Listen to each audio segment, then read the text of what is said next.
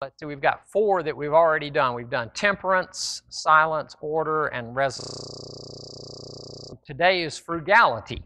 And I'm learning that almost all of these overlap with one another. They are different faces of the same coin sometimes, just different applications of the same coin many times. And frugality has a certain amount of temperance, and which is self-control, and order and resolution built into it. And it's got some that are coming later are also kind of wrapped up into the idea of frugality. And Franklin explained the idea of frugality in his little short phrase by saying, "Make no expense but to do good to others or yourself, that is, waste nothing." So he's saying, be good to other people with your money and to yourself, but don't be wasteful, basically. And he was known for being a pretty frugal person. He lived simply, even though he was within just a few years after getting to the colonies, I started to say the United States, within just a few years of getting to North America, he was quite well off, did very well, and he lived a very simple life.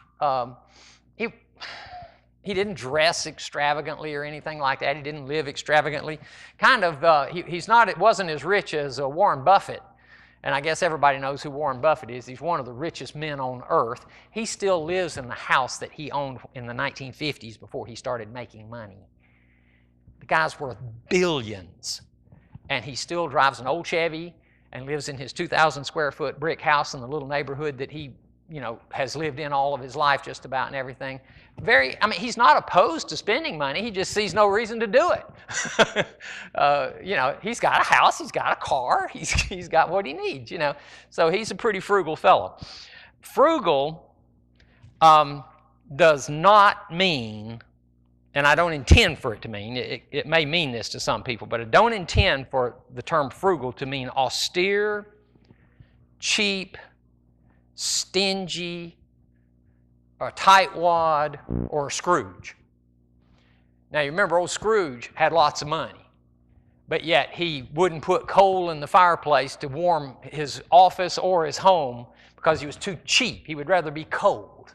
And he wore old clothes and everything, and he ate the cheapest, cornmeal porridge he could eat, and he could easily afford normal food, but he was just a cheapskate from the word go. He wouldn't, what's the story about? He would squeeze a nickel till the buffalo choked, that kind of person. They were just absolutely stingy, cheap, austere, tightwad types.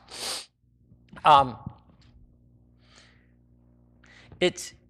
going to get a little more into detail here in just a second, but the opposite of frugal is wasteful, ostentatious, extravagant. Just over the top, wasteful of something. And as I typically do, I'm going to kind of expand the idea of frugality beyond just money. Okay? That's the first thing we think of. I'm going to say it's being efficient and wise in using our financial, time, and other resources. That is, not being inappropriately or unnecessarily extravagant or wasteful with money, time, or anything else we have. So let's do the two. Being frugal with money is to be efficient in spending your money. I'm not saying don't spend your money. Be efficient in spending your money. Don't be wasteful. Do the same thing with your time. They say time is money. But your time, you have a limited amount of time. Don't waste it. Use it efficiently and well and in a valuable way.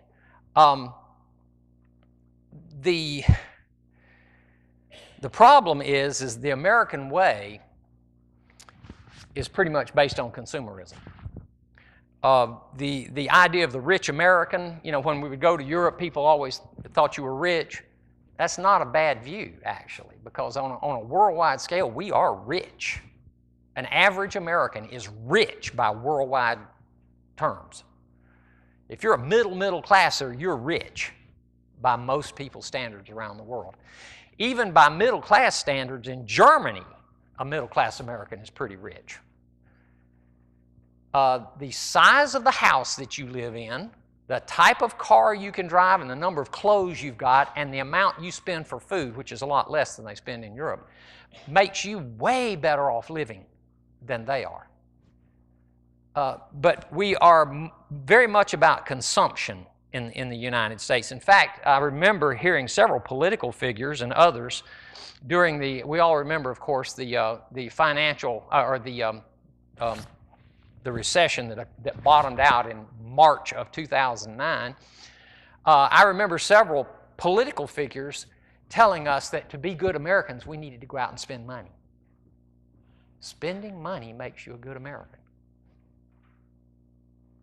That's like saying eating fish makes you a good swimmer. No, spending money does not make you a good American. Spending money does not make you anything American except typical, maybe, of Americans. Yes, dear? Disposable society. Yes, disposable. We use it until it breaks in a minor way, and then we throw it away, or until we get tired of it, or until it gets dirty, and then we throw it away and go get a new one. Now, in some cases, that makes sense. Used to, when they first came out with desktop computers, if your disk drive went bad or your motherboard or something went bad, they troubleshot it and tried to fix it because they were expensive. Do you know what a 500, we say gigabyte, the actual correct phrase is gigabyte. If you don't believe me, just think of Back to the Future. 1.21 gigawatts of electricity was required to run the time machine. But if you want a 500 gigabyte or gigabyte hard drive, do you know what that costs now? $50. It's not worth it to open up an existing hard drive and even look to see if anything's wrong with it. You just rip it out and put a new one in. Now, that's actually an advantageous situation. But should we do that with our cars and our clothes and our homes? Oh man, my house needs a lot of repairs. I think I'm going to sell it and go buy another house. Well, how did it get in that shape in the first place?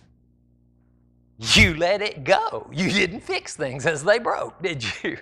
A person I know, I won't say, every time I go to their house, I can see 15 things that need to be fixed because they don't fix stuff. Have you ever noticed some people's cars just seem to fall apart? My truck has been falling apart for 16 years. Remember we talked about entropy and how things tend toward disorder? Things fall apart. You know how to keep them from falling apart? When something breaks, get it fixed, or fix it yourself if you can. And my truck I've had for 16 and March will be 17 years. I still consider my truck new to me. It's got 130-something thousand miles on it. That's a new truck to me. But boy, I need one. I need a new one, don't I? I should have had 4 or 5 by now. Anyway, practical examples of wastefulness and extravagance and inefficiency, which are the opposite of frugality. Buying stuff you can't afford. Nobody ever does that, do they? Nobody ever buys stuff they can't afford. Or buying stuff you don't need. Now, there's a personal decision involved in need, certainly. And I would not presume to tell you what you need and don't need. But you need to be honest with yourself. Do I need this or do I just want this? And if you say, I recognize that I just want this. Okay, I'm not going to tell you not to buy it, but you need to realize you don't need it. You just want it. I could say I need a new truck. But the best thing I could say about that really is, I'd kind of like to have a new truck, but the one I've got's fine. It's fine. I would really like to have a new one, but the one I've got's fine. There's nothing wrong with it. It works. Huh? You're not helping the economy. Well, actually, when Tyler and I retired, we did help the economy, and all of you who are retired also help the economy because you created a job, at least one, when you quit working because an opening occurred when you stopped working, and you are now spending your retirement money instead of putting it aside, so you're adding money to the economy. So retired people are good for the economy, at least in my opinion. What? Somebody said something. All right, go on. So buying things you can't afford or don't need. The thing seems to be, though, that I have a credit card, and there is a high limit on that credit card. Therefore, I can afford it. Really? That's not what that means. That means you're borrowing money at a very high rate if you can't pay it off the next pay period, the next statement period. And a lot of people are in very bad credit card debt, paying 20 and 30% interest on that credit card debt. Now, if you have no choice and you have to use it because you're out of work, I want to see food on that credit card, not televisions, okay? If you're out of work, you don't need to be buying a television if you don't have the money. You don't need it. You can do without a television completely. But we need to be smart. We need to be efficient. We need to use our money in a intelligent. And see, I'm staying away from telling you exactly what to do with it because that's a very personal decision. It depends on what your desires and preferences are. It depends on how much you make. It depends on your health. It depends on your habits. It depends on a lot of things. It's kind of like that admonition that says women should dress modestly. What does that mean? You know, that means something different in every culture. It's a different thing in every culture. So being frugal means something different in practice for just about everybody. For example, I'm pretty thrifty when it comes to buying clothes. I'm not a clothes hound. Everything you see on me and stuff you don't see on me came from Walmart. That's my store of choice when I go buy clothes. I'm not into $70 shirts. In fact, I just cringe at the thought of spending $70 for a shirt. I think this is about $15, something like that. I'm perfectly happy with this. You might not be. I think the pants are like $20, and I think these are Tom McAnn shoes. I got them at Kmart. I think they were about $30. I only wear them about 4 or 5 years, and then finally they just fall apart, and I quit wearing them. So I'm not much of a clothes hound. So I would say I'm fairly thrifty when it comes to clothes. Tyra, on the other hand, clothes and shoes are her hobby. That's her passion. You have a passion. And I'm not going to tell you not to feed that passion. I'm just going to tell you not to be passionate about everything. You can have a passion. Tyra's passion, or her hobby, is clothes and shoes. I don't know how many sets of shoes she's got, but I know it's more than 50. And I suspect some of you women have more than 50 pairs of shoes. I have about 7 or 8 pairs of shoes in my closet, but I only wear 4 sets of them. My flip-flops, my regular tennis shoes, my high-top tennis shoes, my dress shoes, and that's it. I wear those 4. And I have other pairs in there that I haven't put on in several years. It's not a big thing with me. Shoes is a big thing with her. She enjoys costume jewelry. It's cheap. She has tons of costume jewelry. She probably has less than $200 worth of costume jewelry. And I bet she's got 8,000 pieces, you know. But have you ever noticed the rings on her fingers? Those are not costume jewelry. She loves real jewelry, but she inherited the majority of those on her fingers. And that's all she's got. She wears all of her valuable jewelry. She doesn't have one of those boxes that's got $25,000 worth of jewelry in it. Thank you, God. But, I mean, she has her passions.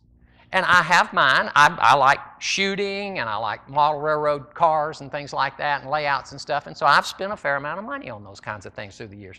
But if my passion is shooting and model railroading and trucks and TVs and eating out every night at an expensive restaurant and buying lots of fancy clothes, I got too many passions going here, don't I?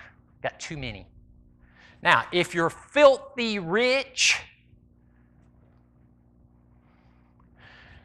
your frugality is going to be different than a person who is filthy poor, isn't it?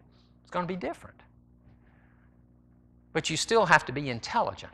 People think, I'm going to mention this a little bit early. I have it later in the talk. People who win the lottery, a large fraction of the people who win the lottery some years later wish they had never won the lottery. You can say, how can you be unhappy winning $10 million? How can that be bad? Well, first of all, I thought it was an infinite amount of money. 10 million makes you filthy rich. I thought it was an infinite amount of money. Yeah, if you could get 5% per year on $10 million, you'd have $500,000 a year to spend for infinity. You know, you can't live off of $500,000? Well, I didn't think so, because I went through the whole 10 million in 8 years. And in the process, lost my wife, alienated my children, lost all my friends, and I have a big house over here that I can't afford the utilities in, so I'm going to have to sell it. And I got a $500,000 boat over here that I can't afford to maintain, so I'm going to have to sell it. And I got debts, and all of those things that I sell are going to have to pay off some more debts, because I thought I could run up a credit card forever. And they're sad that they ever won the money. So just being filthy rich doesn't make you smart, does it?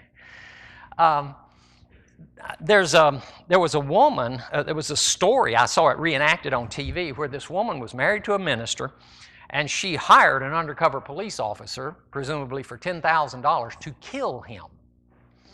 She was trying to get the $50,000 life insurance policy on him. Wow.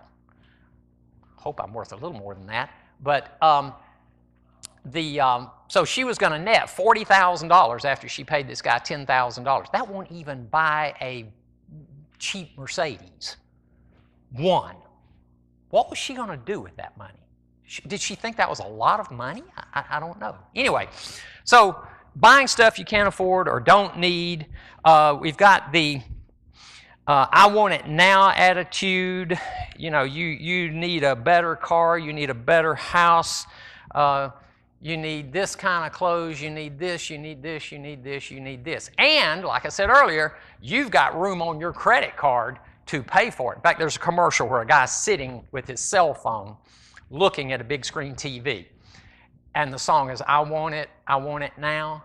And he's checking to see how much credit is left on his limit to see if he can buy that TV. That is stupid, stupid, stupid. Do I need to say stupid another time? You get it? That's stupid. It's just idiotic. He probably already had a TV to boot.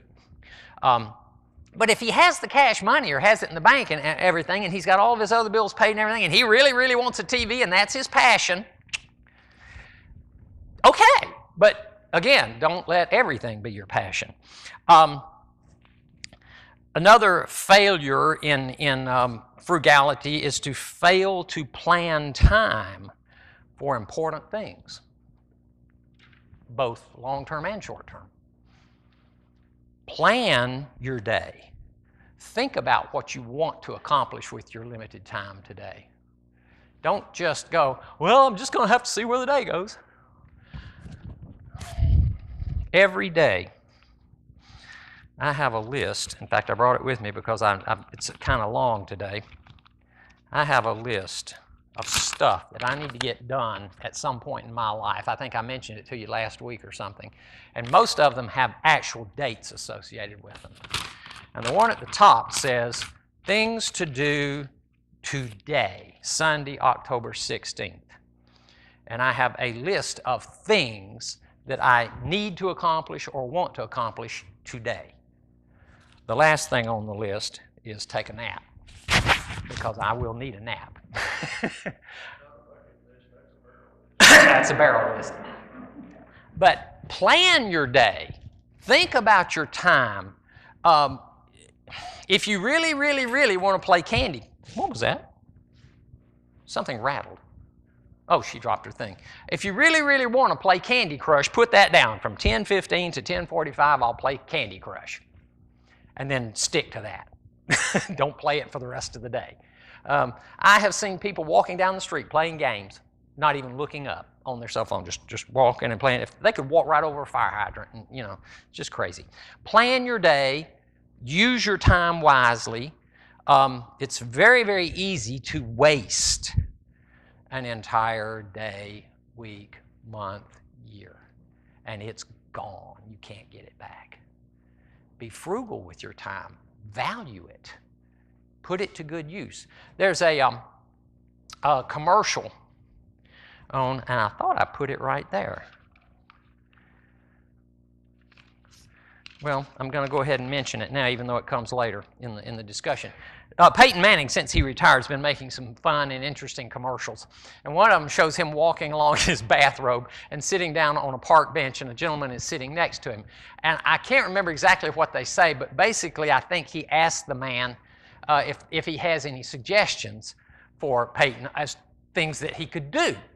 And the man says, well, I can't, because all I do is just sit here all day and do nothing. And then he stands up and he says, my advice to you is to work as long as you can. And I think, how sad that he has all of this time and he can't find a single thing to do with that time. Nothing except sit. A lot of people do that when they retire because their work was them, and they no longer exist when they quit working, and so they just stop.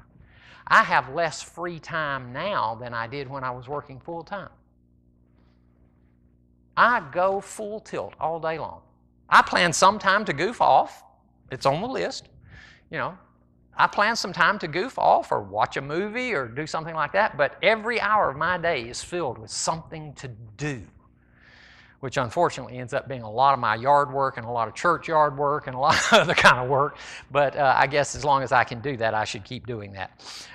Anyway, so failing to plan your time, failing to plan for the future, and that could mostly be money, but it can be other things.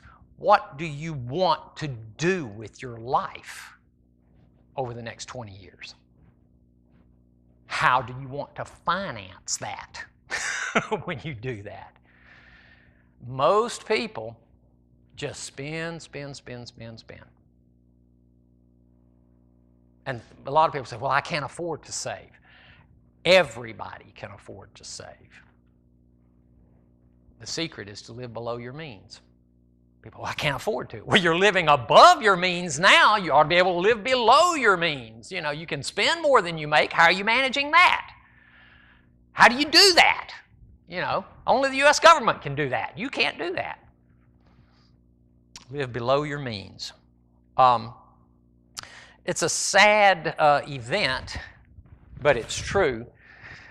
When professional football players come in for the first time after they're drafted or hired or whatever, many of them go from being pretty poor to being multimillionaires. And most of the teams have a financial advisor that comes in and gives them a long talk about managing your finances because they think that they have an infinite amount of money. And they also think that they're going to work playing football and be great until they're 89 years old.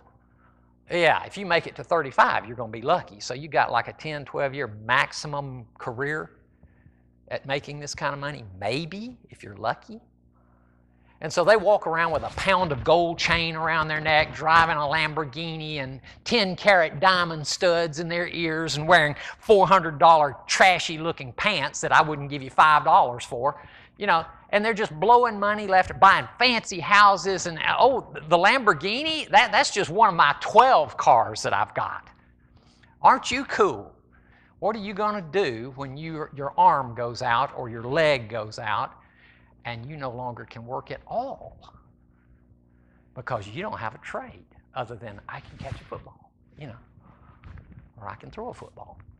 That's all you can do. Nobody's going to pay you when you're no longer any good. 75% of all professional football players end up bankrupt within 5 years after they leave the NFL. 75%. It's unbelievable. Because they weren't frugal. I can't think of his name, but one football player, I saw an article, it was really cool. He's a young football player. He and his wife, and they have a young baby and everything. He is making millions. And he and his wife agreed that they would live on $150,000 a year his entire career. Most people can live on $150,000 a year. You can eat and have a house and a car and manage on $150,000. And so they're saving and investing the rest of it. He's not going to have a problem when he retires. Not at all. Okay, so those are examples.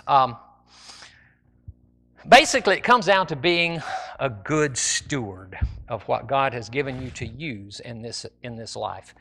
And unfortunately, the word frugal does not occur anywhere in the Bible.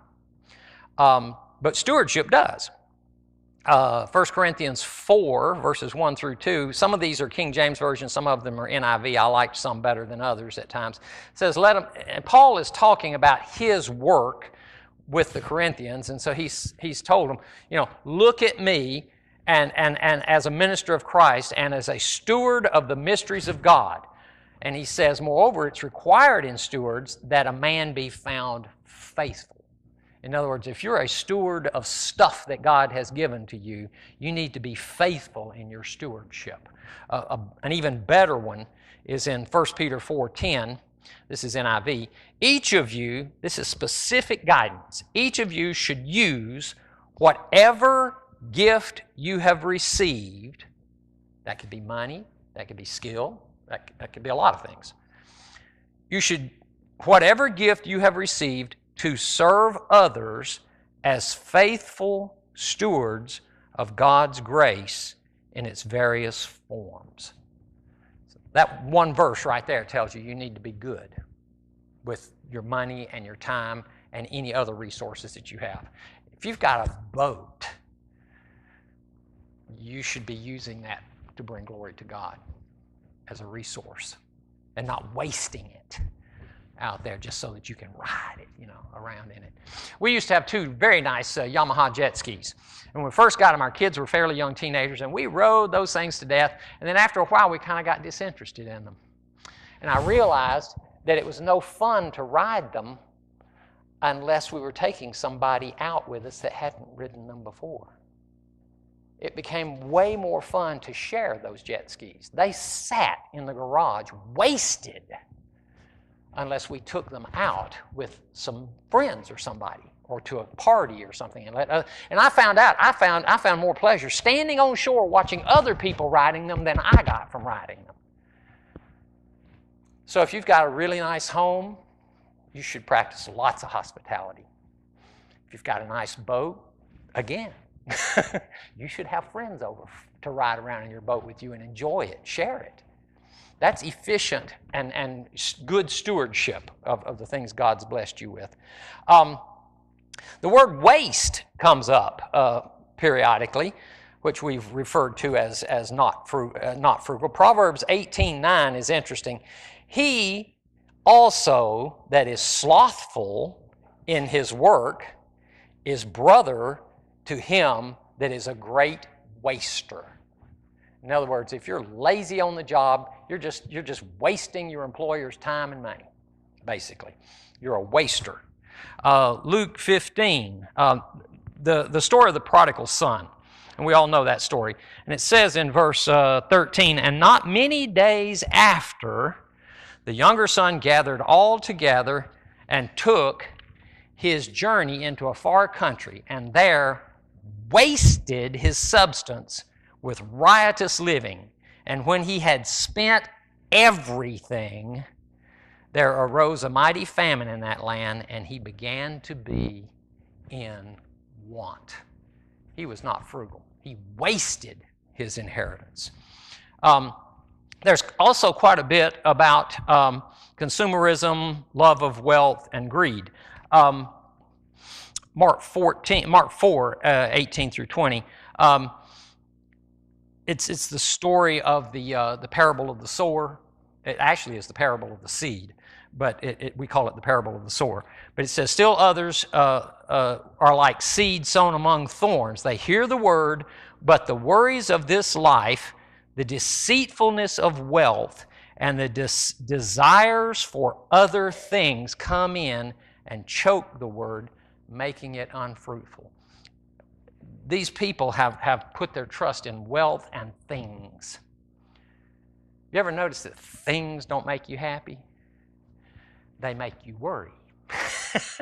The more things you have, the more you worry that it's going to break or someone's going to steal it or something like that.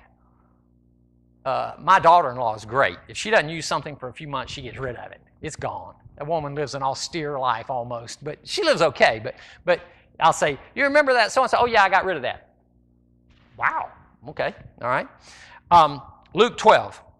This is a long reading, and I'm going to try to skip most of it if I can. But he says, starting in verse 15, he says, watch out, be on your guard against all kinds of greed. Life does not consist in an abundance of possessions. I like the King James. It says, life does not consist of the abundance of things a man possesses. And then he tells the parable about the rich man who had he had lots of stuff, and he says to himself, what shall I do? I'll tear down my barns, build bigger barns, and I'll have plenty of grain laid up for many years. Take life easy, drink, and be merry. And God says, you're going to die tonight. You wasted all your time dealing with that. Now, this is not an indictment against preparing for the future. He made no preparation for anybody but himself. He was just looking after himself. Later on, verse 23, he says, for life is more than food, and the body more than clothes. And then he starts talking about the birds of the air and the flowers of the field, how they're, the flowers are arrayed greater than Solomon, and all that sort of thing. He says, provide, down in verse 33, halfway through, he said, provide purses for yourselves that will not wear out, a treasure in heaven that will never fail, where no thief comes near and no moth destroys, for where your treasure is, there your heart will be also. Ecclesiastes 5, verses 10 and 11 says, whoever loves money never has enough. Whoever loves wealth is never satisfied with their income. Verse 11 says, as goods increase, so do those who consume them. And what benefit are they to the owners except to feast their eyes upon them? In other words, the more stuff you pile up, about all it's good for is just to look at. And the more you have, the more it seems like other people are consuming it. Have you ever thought about the difference between the life of a rich person and, let's say, a middle-class person? For the most part, they just live more expensively than you do. Not all that much better. They drive vehicles, or they get driven in vehicles, so they go from point A to point B, just like you do. They live in homes that are comfortable, just like you do.